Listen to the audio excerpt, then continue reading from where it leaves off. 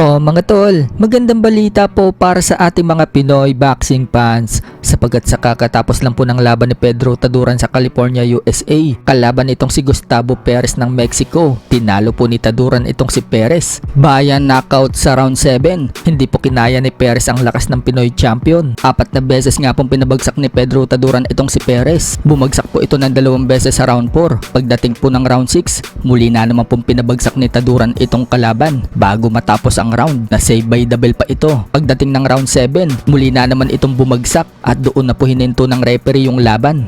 Dahil sa panalo ni Taduran mga tol, nadepensahan po niya ang kanyang IBF minimum world title. Umabante na po ang record niya sa 20 wins, 4 losses and 1 draw. Habang bumagsak naman po ang record ni Perez sa 16 wins and 2 losses. So pumalag na kaya si Oscar Culaso kay Pedro Taduran para sa unification ng kanilang mga titulo. So sana matuloy na po yan. Sa kabilang banda naman mga tol, matapos pong mag-react si Coach Jason Casimero sa pagkatalo ni Tapales kay Uguni, kung saan sinabi niya na ano na daw ngayon, yung mga nagsasabi daw na mahinang nilalang itong si Uguni, magbubuti at tricycle driver. Pero nilinaw ni Jason mga tol na wala daw siyang masasabi dito kay Tapales. Magaling daw itong fighter. Ang pinupuna lang daw niya yung mga nagsasabing mahina daw itong si Uguni noong makalaban daw ng kanyang utol. Sinasabihang magbabalot at semi-retard daw itong si Uguni. Ano daw ngayon? Tinalo daw ni Uguni itong si Tapales. Kasalanan daw yan ng mga nagsasabing mahina itong si Uguni.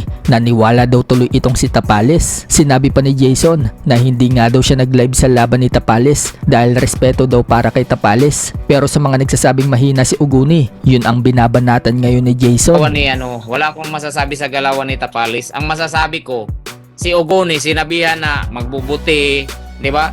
Mahina. Pinakita pa ni Jason na wala nga daw pakialam itong si Cuadro Alas sa laban ni Tapales at Uguni. Pumasok ng kwarto si Jason at pinakita na tulog si Cuadro Alas. Si Cuadro Alas, oh. Para walang paki si Cuadro Alas. Natutulog lang.